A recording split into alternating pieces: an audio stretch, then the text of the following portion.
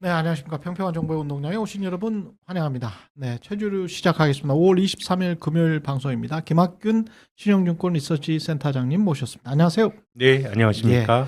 오늘은 하나의 그래프를 준비했습니다. 오늘 저 한겨레 저는 주로 보고 있는데요. 한겨레에서 마켓워치 자료를 이용해서 5월 21일 현재 미국 달러 지수와 미국 국채 금리를 그래프로 잘 표현을 해놔서 그대로 사진 찍어서 캡처해서 여러분들에게 보여드리고 있습니다. 한겨레 출처입니다. 한겨레는 또 마켓워치를 재인용한 것이고요. 미국 국채 금리가 4.61%입니다. 예. 그리고 달러 지수는 99.56입니다. 달러 지수는 많이 떨어졌고요. 109.39에서 99.56. 그리고 미국 국채 금리는 4.57에서 4.61. 국채 금리가 올랐다는 것은 국채 가격이 하락했다는 것을 의미하죠. 이게 지금 국채 가격의 하락 그리고 달러 지수의 하락이 의미하는 게 뭡니까?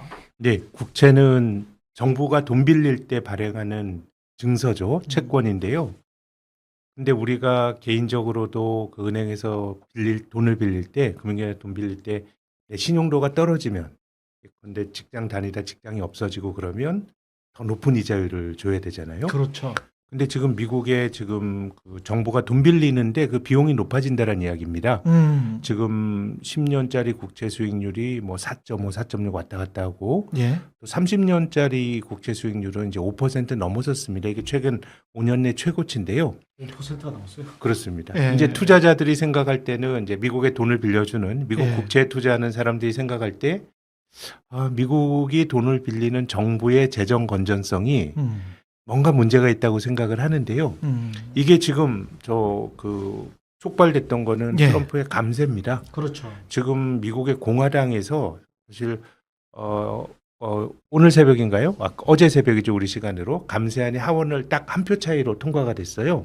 근데 봤습니다. 예. 공화당에서 논란이 되게 많았습니다. 음. 사실 이제 공화당은 이제 좀 경제적인 보수주의자들이 모여 있죠. 그렇죠. 그래서 가능하면 정부의 역할을 줄이고 시장에게 맞는 걸 맡기자라고 생각을 하면 원래 감세를 지지했던 사람들. 그럼요. 네. 감세는 공화당의 전통적인 이제 슬로건인데 그렇죠. 근데 이제 그런 공화당이 집권하면 세금 깎아주는 대신에 지출을 줄여야 되거든요. 그렇죠. 근데 지금 트럼프가 지출 축소에 대해서 공화당 의원들과 좀 이견이 좀 있었던 것 같습니다. 공화당 의원 중에서도 굉장히 아주 강경한 우파, 이 프리덤 코커스라고 하는 이 의원들 그룹이 있거든요. 이 사람들은 어떻게 보면 작은 정부에 대한 확신을 갖고 있는 사람들입니다. 그래서 의료보험 같은 경우도요. 예. 반대하죠. 왜 의료보험을 정부가 해줘?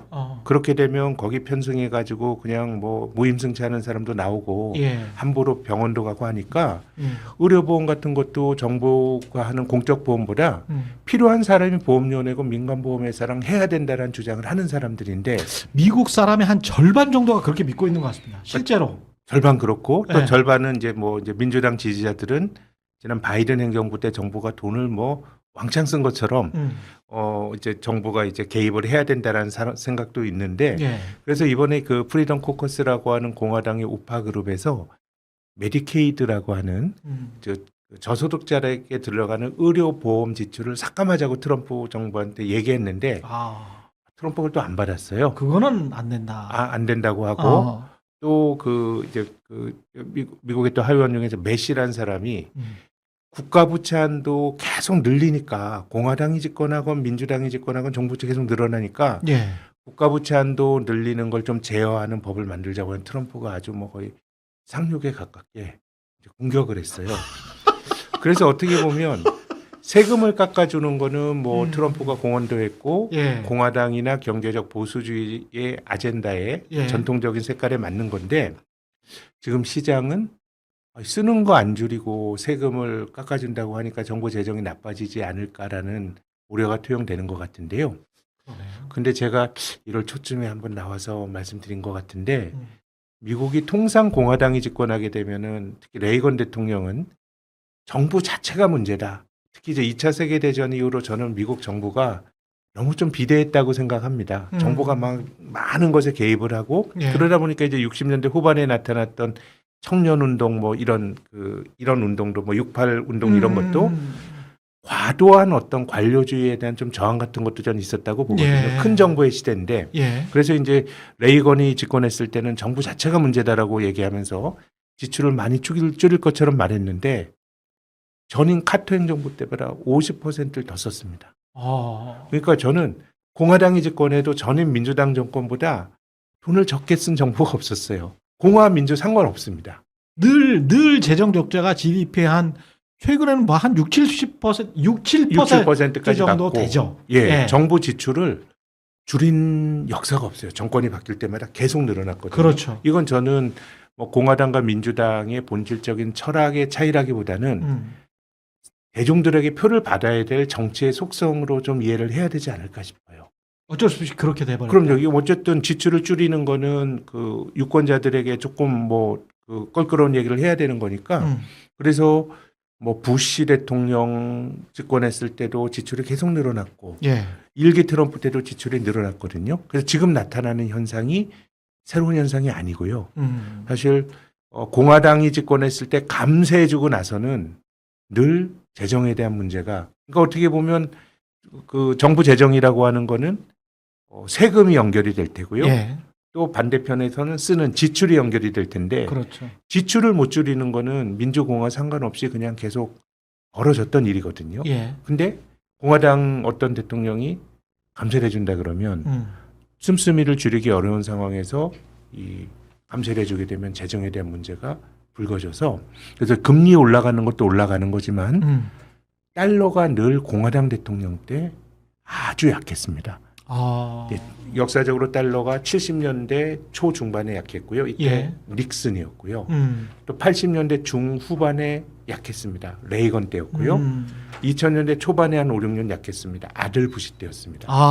이게 대부분 재정적자, 감세 연결이 돼서 예. 지금도 이제 비슷한 모습이 나타나고 있는데 일단 금융시장에 미치는 시사점은요. 예.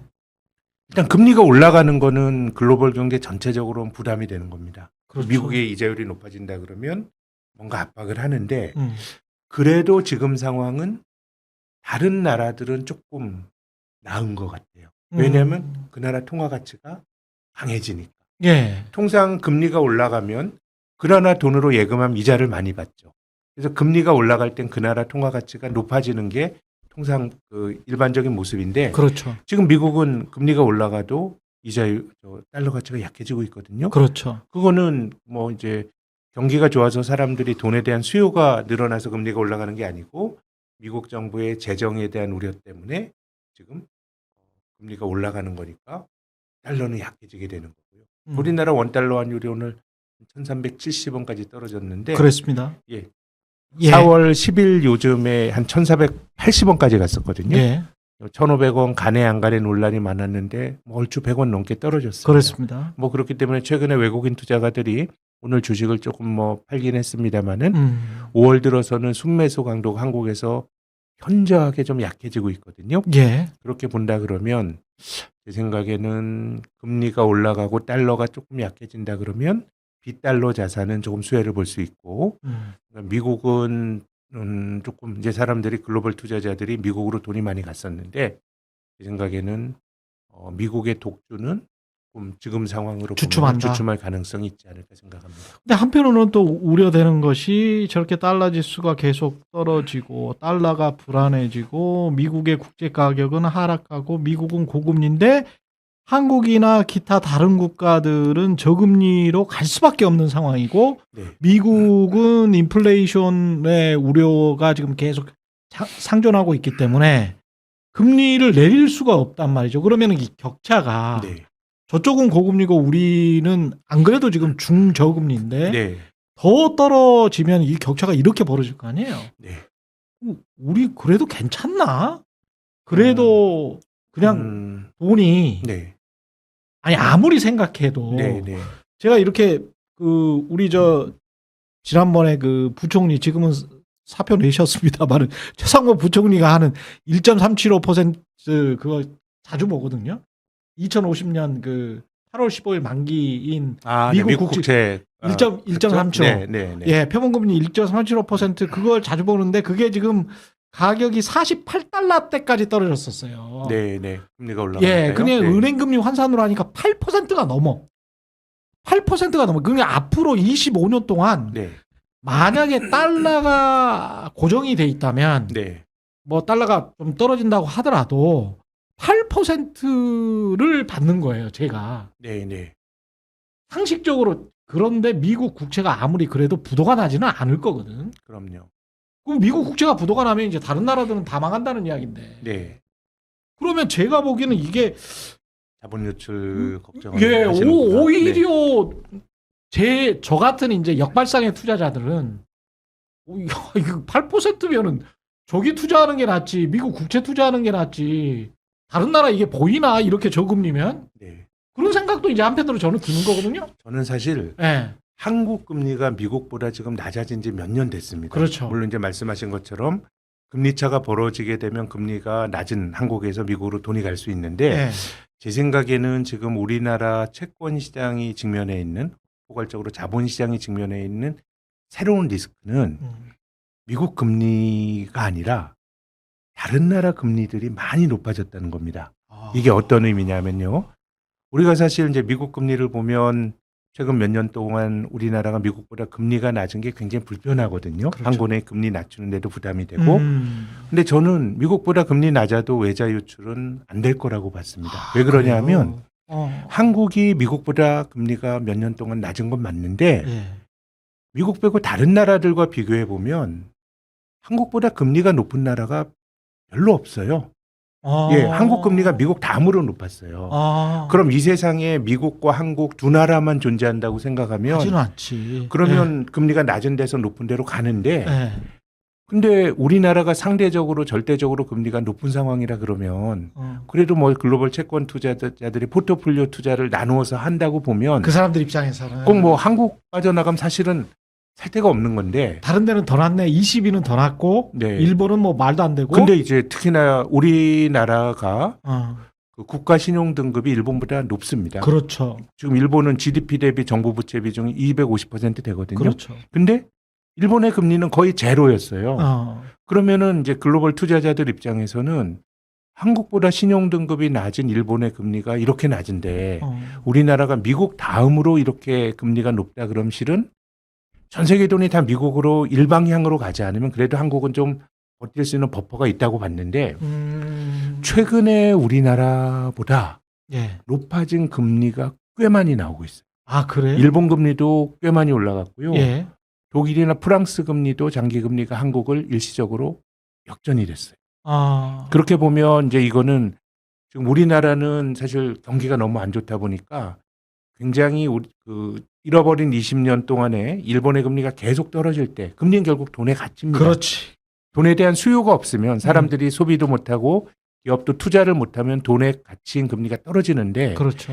지금 한국의 채권 투자자들은 한국 경제에 대한 굉장히 비관론에 투자하면서 금리가 떨어지는데 예를 들어서 유럽 같은 경우는 뭐 미국과 보호무역을 하다 보니까 독일처럼 아주 뭐 재정 건전성에만 아주 집착하던 나라가 막 국방비 투자도 늘리고 하면서 뭔가 성장의 탄성이 생기고 있거든요.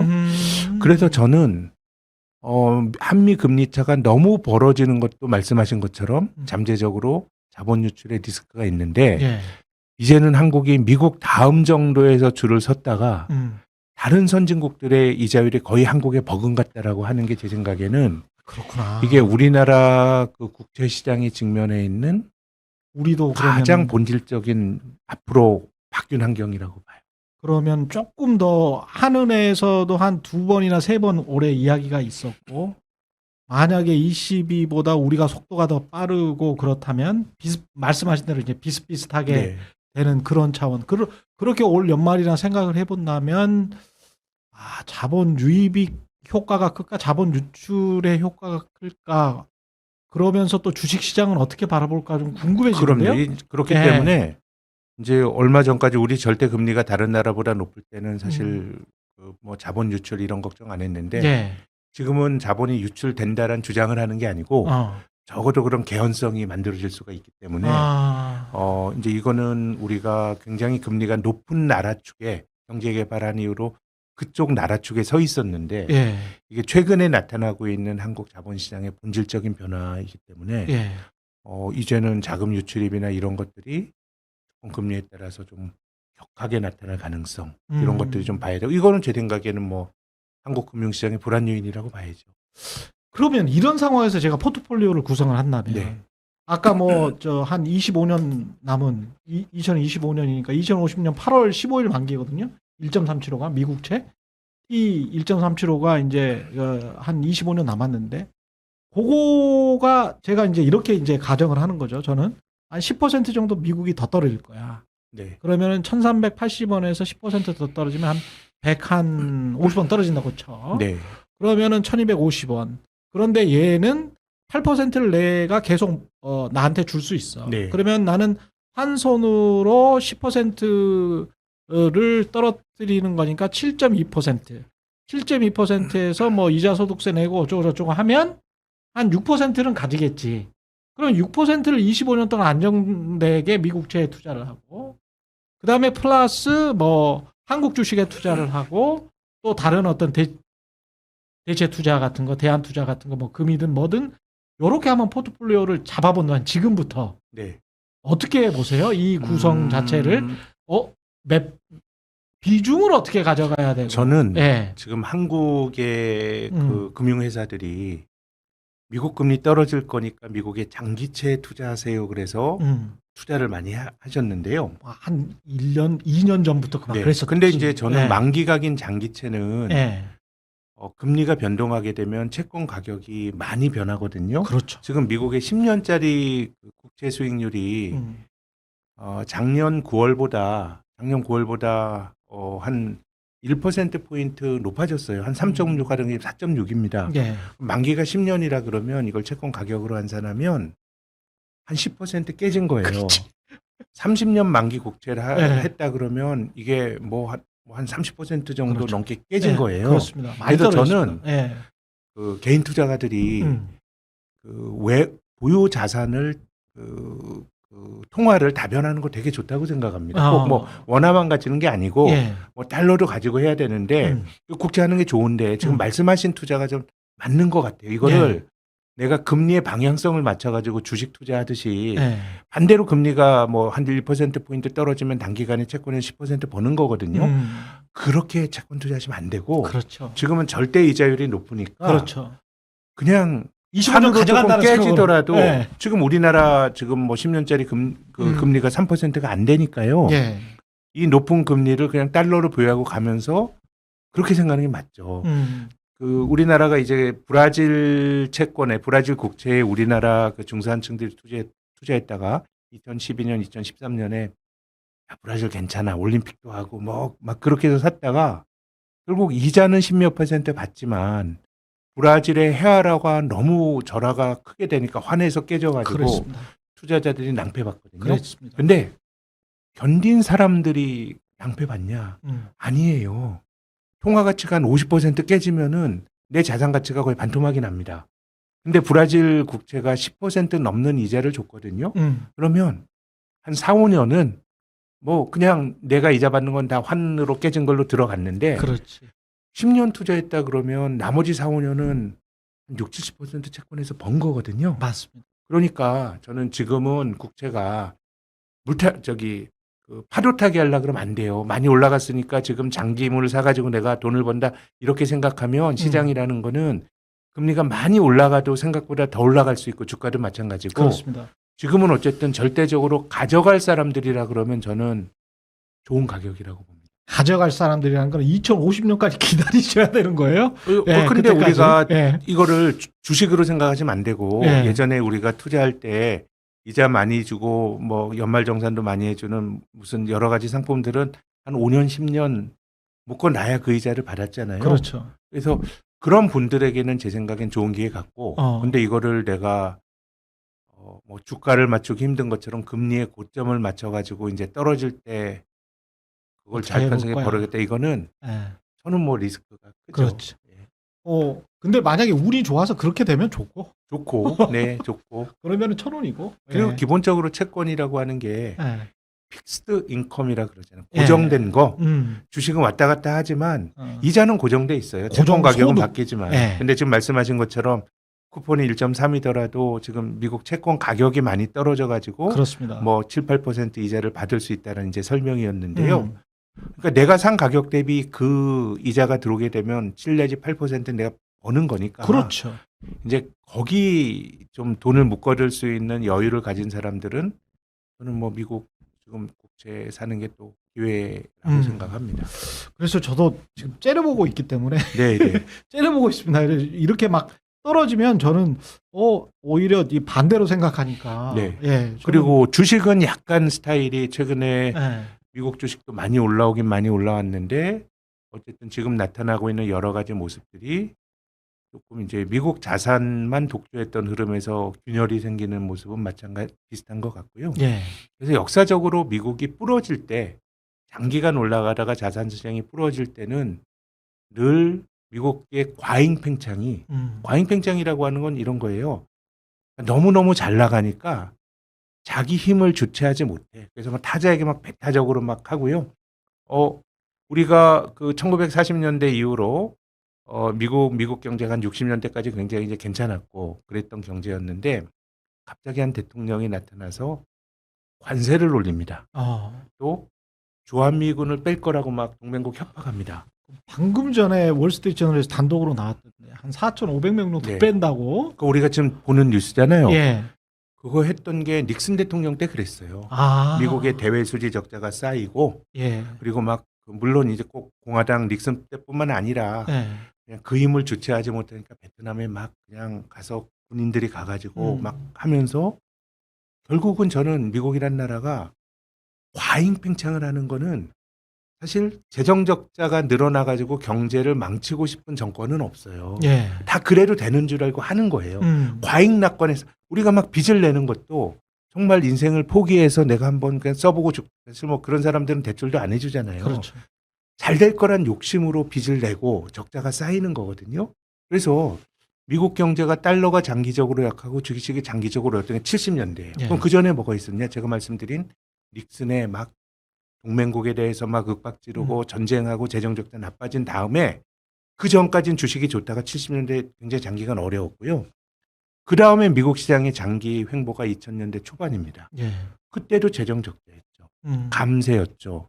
또 미국이 9.11 테러로 공격받았기 때문에 뭐 미국 입장에서도 뭐 이해를 못할 바는 아니지만은 그 힘을 주체하지 못해서 막 배타적으로 군대를 중동으로 보냈잖아요. 뭐 아프가니스탄 공격이야 뭐 알카에다 잡으러 들어갔다고 하더라도 이라크를 침공한 거는 그건 온당치가 않죠. 예. 뭐 후세인이 아무리 나쁜 사람이더라도 대량 살상 무기가 있다고 없었어.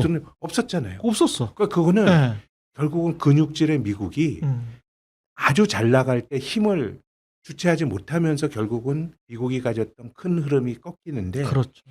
저는 지금도 뭐 바이든이 돈을 많이 썼던 것도 아니, 우리 뭐 괜찮아 그런 걸로 썼고 지금 트럼프나 뭐 바이든이 보여주고 있는 공급망에 대한 인위적 재편 이런 것들이 예전에 미국이 크게 꺾이기 전에 닉슨의 모습이나 아니면은 아들 부시 때 대통령과 저는 굉장히 기시감을 많이 느낍니다. 크게 꺾이기 전에 미국의 모습과 기시감이 있다. 마지막으로 그런 어떤 분위기, 사회적 분위기, 전 지구적 분위기 때문에 저 제국이 조금씩 무너져 가는구나.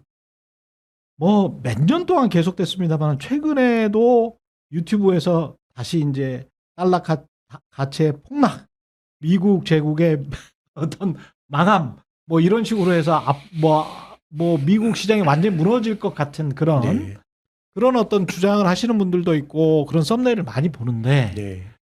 어떻게 생각하십니까, 선사장님은? 저는 주식은 너무 비관론의 편에 서면은 안 되고요. 예. 단지 이제 미국 시장이 1950년대, 60년대 큰 굴곡 없이 잘 오르고 예. 70년대 내내 떨어졌다는 얘기가 아닙니다. 그냥 시장은 그냥 재미없는 일방에 오르는 재미없는 박스권이었고 8, 90년대 많이 오르고 2000년대 네. 초반의 10년은 그냥 올랐다 떨어졌다 하는 흐름이었거든요. 네. 그런 거라 그럼 저는 뭐 무너진다 이런 거보다는 음. 이제 미국 주식이 가졌던 압도적인 어떤 뭐 질주 혼자만 올라가고 지난 한 4, 5년 동안의 그 질주는 아닐 것이다. 아닐 가능성이 높죠. 높다. 예, 그렇다 그 그러면은 정도. 이제 그렇다 그러면 이제 우리가 포트폴리오도 예. 뭐 지나치게 이제 미국 주식이나 뭐 이런 것들에 대해서는 그럼 저는 뭐 상대적으로 뭐 썩 낮지 않을 수도 있다고 봅니다. 뭐 이미 그럼. 올해 들어서 뭐 아. 한국도 뭐 뭐 투자자들 입장에서는 뭐 성에 안 차실 수 있겠지만은 미국보다 성과가 더 한국이 더 좋아요. 이게 최근 몇 년 그렇군요. 동안 없었던 모습이니까 예. 저는 변화가 나타나는 지금 큰 변화의 초기 초기다. 국면 아닌가 그렇게 생각합니다. 아기 기차 뿌뿌님이 지금 2차 전지 투자자들이 워낙 많으셨잖아요. 네. 그런데 이제 전기차 수요가 생각보다 그랬고 트럼프 들어와서 아이고 뭐 네. 신재생 에너지나 뭐 네. 이쪽 다 그렇고 그래서 배터리 앞으로 어떻게 하냐 국내 특히 3사 어떻게 될 것 같습니까? 저는 그 공급망이 예. 이제 미국이 정말 중국과 딱 각을 세우고 이제 우리 중국과 놀지 말고 우리 동맹국끼리 가자라 그러면 사실 우리나라 배터리 회사들이 미국에 줄을 선 거잖아요. 그렇죠. 공장을 짓고 예. IRA 만들어지고 예. 그런 쪽으로 간다 그러면은 저는 뭐 한국의 배터리 회사들이 좀 기회가 있을 것 같고 근데 그렇지 않다 그러면은 좀 중국의 도전이 상당히 좀 강력하지 않을까라고 생각합니다. 원재료를 그 친구들이 다 가져서 그럼요. 희귀 광물을 다 광물이나 가지고 이런 것들을 있어가지고. 많이 갖고 있기 때문에 예. 근데 이제 광물이나 저는 이거는 결국은 너무 비싸져서 그렇게 되면은 꼭 이제 어디선가 파서 거의 유가도 거의 뭐 피크 오일론 이런 게 있을 때도 결국은 공급이 늘어나기 때문에 가격이 맞으면 이제 어디서 나올 거라고 보는데 근데 저는 우리나라 배터리는 미중 갈등이 지속이 돼야 뭔가 좀 활로가 찾아질 수 있지 않을까 하는 생각이 들고요. 오히려 미중 갈등이 지속이 돼야 그 밸류체인 자체가 중국과 미국이 완전히 분절을 해야 우리 동맹국끼리 하자라 그랬을 때 좀 기회가 있을 것 같고 반도체는 비슷합니까? 반도체도 그러면? 반도체는 그거는 그렇게 볼 수 없죠. 왜냐하면 중국에다 팔아야 되잖아요. 많이 팔고 지금 우리가 지금 배터리는 중국에 많이 중국 자체가 큰 시장 아주 절대적인 시장은 아니고 그렇죠. 중국 로컬 업체들이 많이 하니까 예. 그래서 사실 중국과 블록을 했을 때 배터리는 사실 잃을 거는 적고 그리고 분절된 세상에서 기회가 많이 생기는 것 같고요. 반도체는 단절을 하게 되면 일단 잃는 게 많죠. 그래서 최근에 그렇지. 예. 뭐 엔비디아 젠슨황이나 계속 이제 중국을 이렇게 견제하는 거는 잘못된 정책이다라고 얘기를 하잖아요. 그렇죠. 예, 그렇게 보면 반도체와 2차 전지는 글로벌한 어떤 지형에서 한국 업체들이 가지고 있는 포지션이 많이 다른 것 같습니다. 여기까지 하겠습니다. 김병훈 님이 슈퍼챗으로 격려를 해주시면서 국제 거시 미시경제 전문 김학균 스승님 이렇게 너무 쑥스럽습니다. 그러진 않죠. 예. 여기까지 최주류 하겠습니다. 감사합니다. 고맙습니다.